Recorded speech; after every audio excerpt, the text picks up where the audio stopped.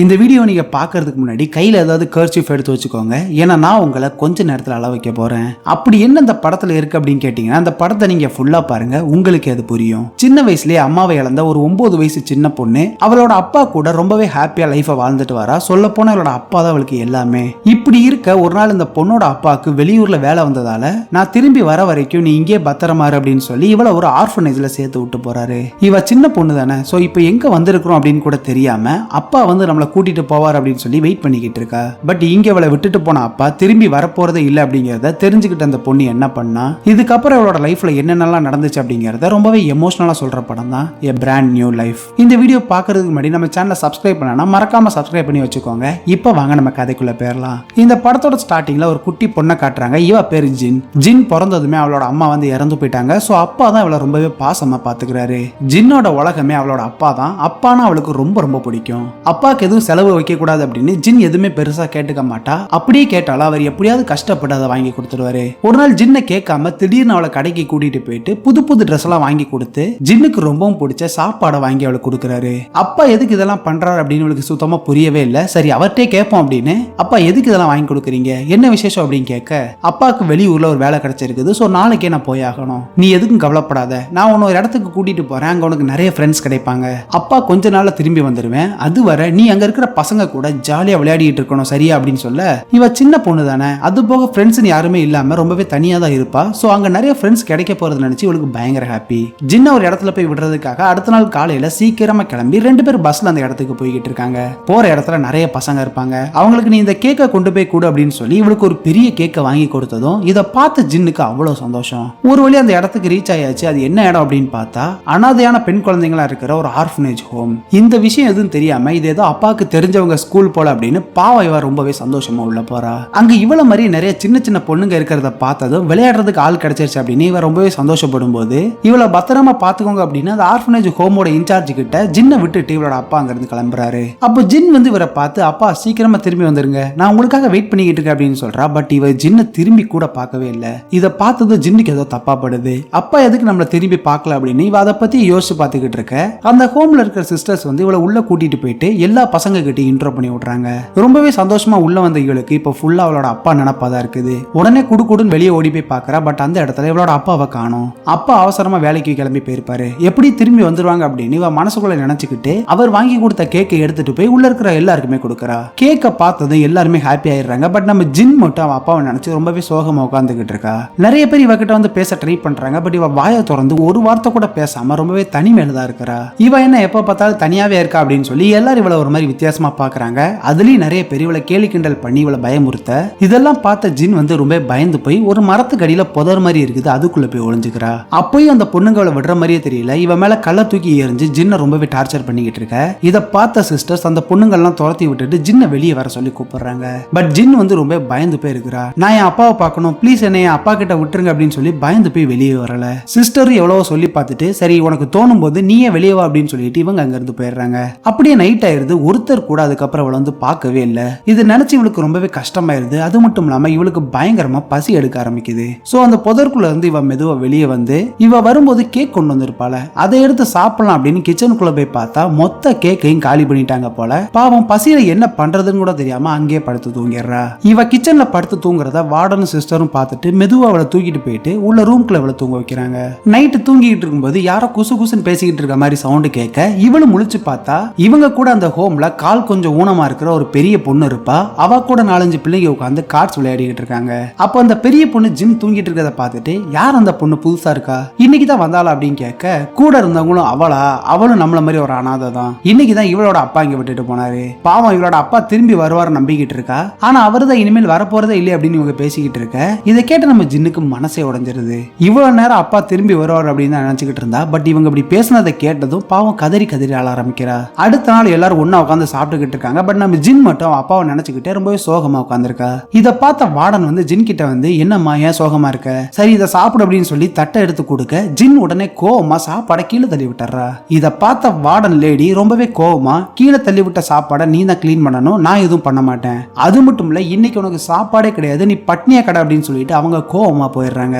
இதை பார்த்துட்டு இருந்த சாங் அப்படிங்கிற ஒரு பொண்ணு ஜின் கிட்ட வந்து, நீ எதுவும் கவலைப்படாத நான் இதை பாத்துக்கிறேன் அப்படின்னு சொல்லி இவ அந்த இடத்த கிளீன் பண்ணிக்கிட்டு இருக்கா. ஜின்னுக்கு அப்பா அப்பாவோட ஞாபகமாவே தான் இருக்குது. உடனே அந்த ஹோமோட இன்சார்ஜ் ஒருத்தர் இருப்பாரு, அவரை போய் பார்த்து நான் இப்போ உடனே என் அப்பாவை போய் பார்க்கணும், ப்ளீஸ் என் அப்பாவுக்கு கால் பண்ணி இங்க வர சொல்லுங்க, நான் அனாதையெல்லாம் கிடையாது, எனக்கு என் அப்பா இருக்காரு அப்படின்னு சொல்ல அந்த ஆளு ரெக்கார்ட்ஸ் எல்லாம் செக் பண்ணி பார்த்துட்டு உன் அப்பா உன்னை விட்டுட்டு போகும்போது போன் நம்பரோ இல்ல வீடு அட்ரஸோ கொடுத்துட்டே போகல, இது எதுவுமே இல்லாம அவரை கண்டுபிடிக்கிறது ரொம்ப கஷ்டம் அப்படின்னு சொல்ல இதை கேட்ட ஜின் வந்து ரொம்ப மனசு உடைஞ்சு போயிடுறா. இவளால இங்க இருக்கவே முடியல, நானே என் அப்பாவை தேடி கண்டுபிடிக்கிறேன் அப்படின்னு அங்க இருக்கிற காம்பவுண்ட் செவர்ல ஒரு வழியா ஏறி அந்த பக்கம் போயிடலாம் அப்படின்னு நிக்க கீழ இருந்து எல்லாருமே கத்துறாங்க, ஏ கீழ இறங்குடி, அங்க முள்ளு கம்மிலாம் இருக்குது, பார்த்து உடம்புல கிழிச்சுக்க போகுது அப்படின்னு கத்துறாங்க. பட் இதெல்லாம் அவ காது கொடுத்து கேட்கவே இல்ல. இதை பார்த்து அந்த சாங் அப்படிங்கிற பொண்ணு விறுவிறுன்னு கேட்டு மேலே ஏறி இவளை பத்திரமா கீழே இறக்க ட்ரை பண்றா. பட் அப்பவும் எதுவுமே கேட்காம ஜின் மேலே நின்னுகிட்டு ப்ளீஸ் என்ன விடுங்க, நான் என் அப்பா கிட்ட போகணும் அப்படின்னு அடம் பிடிச்சிக்கிட்டே இருக்கா. இதெல்லாம் பார்த்து அந்த வார்டன் லேடி வந்து இப்ப என்ன நீ உன் அப்பாவை பார்க்கணும் அப்படிதானே, நான் கேட்டை ஓபன் பண்ணி விடுறேன், நீ தாராளமா வெளியே போய் உன் அப்பாவை தேடி கண்டுபிடிச்சுக்கோ அப்படின்னு சொல்லி கேட்டை ஓபன் பண்ணி விட இவளும் மெதுவா வெளியே நடந்து போறா. அப்போதான் இவளுக்கு ஒரு விஷயம் ஸ்ட்ரைக் ஆகுது, அப்பா எங்க இருக்காருன்னு தெரியாம நம்ம மட்டும் வெளியே போய் அவரை எங்க எப்படி தேடி கண்டுபிடிக்கிறது அப்படின்னு யோசிச்சு பார்த்துட்டு சோகமா மறுபடியும் வீட்டுக்குள்ளே வந்துடுறா. நேத்து நைட்ல இருந்து எதுவுமே சாப்பிடாதனால பாவம் பயங்கரமா பசி எடுக்குது போல கிச்சனுக்குள்ள போயிட்டு மிச்சம் மீதி இருக்கிற சாப்பாடுல எடுத்து சாப்பிட ஆரம்பிக்கா. அன்னைக்கு நைட்டு ஜின் ரெஸ்ட் ரூம் போகும்போது அங்க அந்த சாங் அப்படிங்கிற பொண்ணு கையில ஒரு துணி எடுத்துட்டு வந்து வாஷ் பண்ணிக்கிட்டு இருக்கா. அந்த துணி ஃபுல்லாவே பிளட்டா இருக்குது. என்ன ஏதுன்னு சொல்லி ஜின் அவளை பாத்துக்கிட்டு இருக்க. சாங் உடனே இவகிட்ட வந்து இங்க பாரு, இந்த பிளட் இருக்கிற விஷயத்தை பத்தி வெளியே யார்கிட்ட சொன்னு வை, உன்னை சாவடிச்சிடும் அப்படின்னு மிரட்டிட்டு போக சாங் இப்படி பேசினது நினைச்சு பாவம் ஜின் வந்து ரொம்ப பயந்து போயிடுறா. அடுத்த நாள் சர்ச்சுக்கு போகலாம் அப்படின்னு சொல்லி எல்லாருமே ரெடி ஆகிட்டு இருக்க. நம்ம ஜின்னுமே சூப்பரா ரெடி ஆகி எல்லாருமே சர்ச்சுக்கு கிளம்பி போறாங்க. அந்த இடத்துக்கு நிறைய குழந்தைங்க அவங்களோட அப்பா அம்மா கூட வந்திருக்கதை பார்த்துட்டு ஜின்னுக்கு அவளோட அப்பா ஞாபகம் வந்துருது போல. இது இவளுக்கு இன்னுமே கொஞ்சம் கஷ்டத்தை தான் கொடுக்குது. ரொம்பவே தனிமையில இருக்கிற ஜின்னுக்கு ஆறுதலா இவ கூடவே ஒரு நல்ல ஃப்ரெண்டா சாங் இருக்கிறது இவளுக்கு கொஞ்சமாவது நிம்மதியா இருக்குது. ஒரு நாள் ரெண்டு பேரும் விளையாடிக்கிட்டு இருக்கும்போது ஒரு குட்டி பறவை அடிபட்டு கீழே விழுந்து கடந்ததை பார்த்ததும் இதுக்கு எப்படியாவது ஹெல்ப் பண்ணணும் அப்படின்னு அதை தூக்கிட்டு போய் ஒரு இடத்துல ஒளிச்சு வச்சு அதுக்கு சாப்பாடுலாம் போட்டு திருட்டுத்தனமா அந்த பறவையை இவங்க வளர்த்துட்டு வராங்க.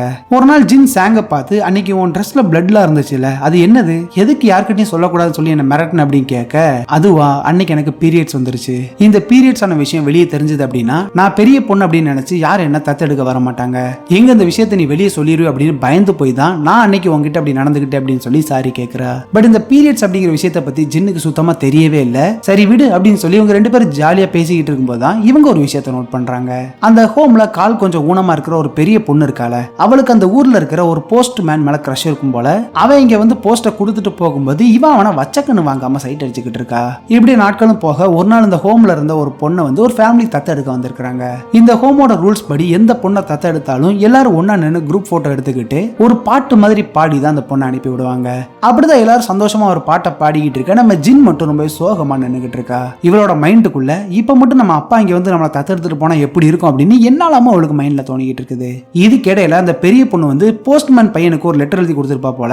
பதிலுக்கு அவன் ஒரு லெட்டர் எழுதி அதை அந்த பொண்ணு கிட்ட கொடுக்கறதுக்காக கேட்டுக்கு வெளியே வெயிட் பண்ணிக்கிட்டு இருக்கான். இதை பார்த்து நம்ம ஜின்னும் சாங்கும் நேரம் அந்த பையன் கிட்டே போயிட்டு என்ன விஷயம் அப்படின்னு விசாரிக்க இவன் ஒரு லெட்டர் எடுத்து நீட்டுறான். இதை சாங் பார்த்துட்டு அந்த அக்காக்கு தானே அது கொண்டு வந்திருக்கீங்க, கொடுங்க நானே கொடுத்துறேன் அப்படின்னு சொல்லி இவன் அந்த லெட்டர் வாங்கி வச்சுக்கிறா. நைட் அந்த பெரிய பொண்ணு வந்ததும் அந்த போஸ்ட்மேன் அண்ணா உங்ககிட்ட அதை கொடுக்க சொன்னார் அப்படின்னு சொல்லி இந்த லெட்டர் எடுத்து கொடுக்க இந்த பொண்ணுக்கோ பயங்கர குஷி. உடனே அந்த லெட்டர் வாங்கிட்டு தனியா போய் படிக்க ஆரம்பிக்கிறா. ரொம்பவே ஆசையா லெட்டரை பிடிச்சு படிக்க ஆரம்பிச்சவளுக்கு இதை படிச்சதும் மனசு சுக்கு நூறா உடஞ்சிருது.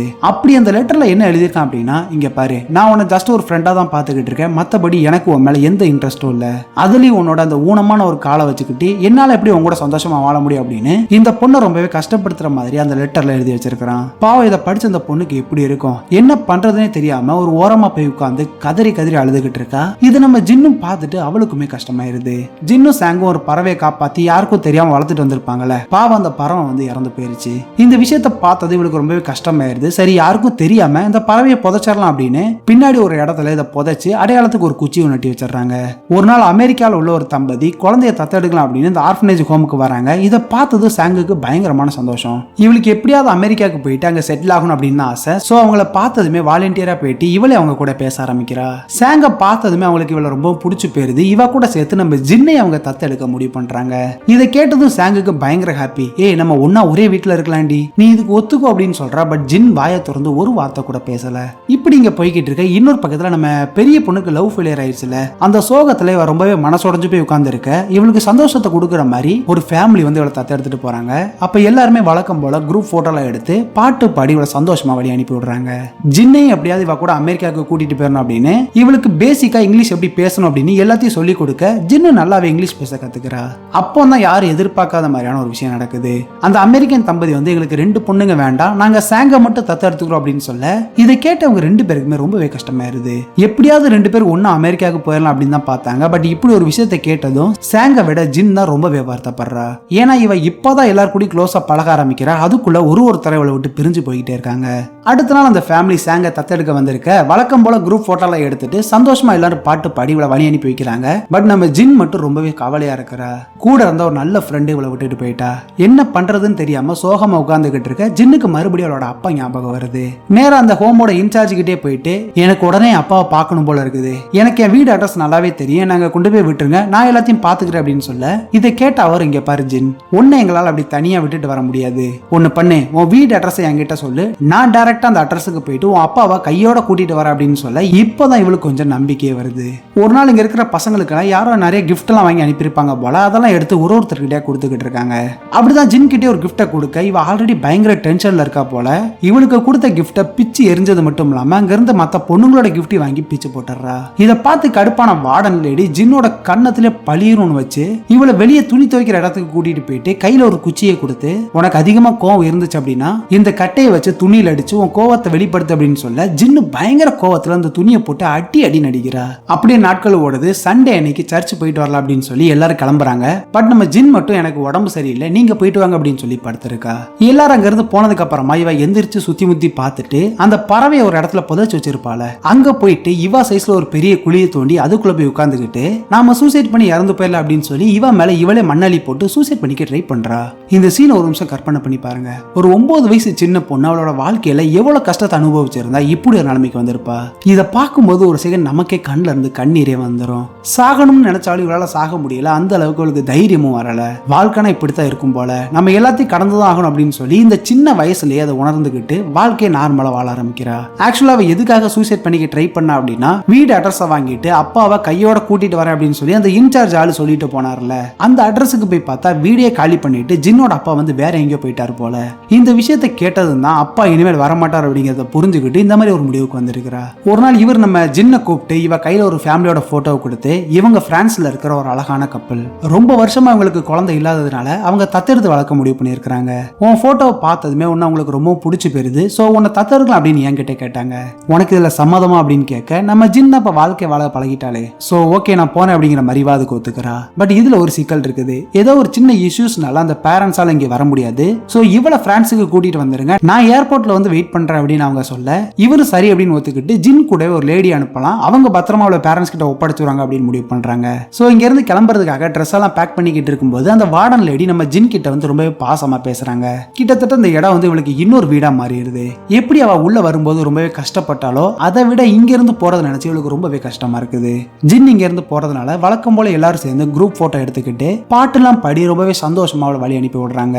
ஜின்னுக்கு இது ரொம்பவே கஷ்டமா தான் இருக்குது. அந்த சோகத்தோட ஏர்போர்ட்டுக்கு போயிட்டு ஒரு வழியா ஃபிளைட்ல ஏறி உட்கார்ந்துடுறா. அப்படி உட்கார்ந்து இருக்கும்போது இவளுக்கு மைண்ட்ல சில விஷயங்கள் ஓடுது. ஜின்னோட அப்பா கிட்ட ஒரு பழைய சைக்கிள் தான் இருக்கும். அந்த சைக்கிள்ல இவ அப்பா கூட போகும்போது இவ முகத்துல அவ்வளவு சந்தோஷம் இருக்கும். பட் இப்போ இவ்வளவு பெரிய ஃபிளைட்ல ஏறி உட்கார்ந்து இவ மனசுல எந்த விதமான ஒரு சந்தோஷமும் இல்ல.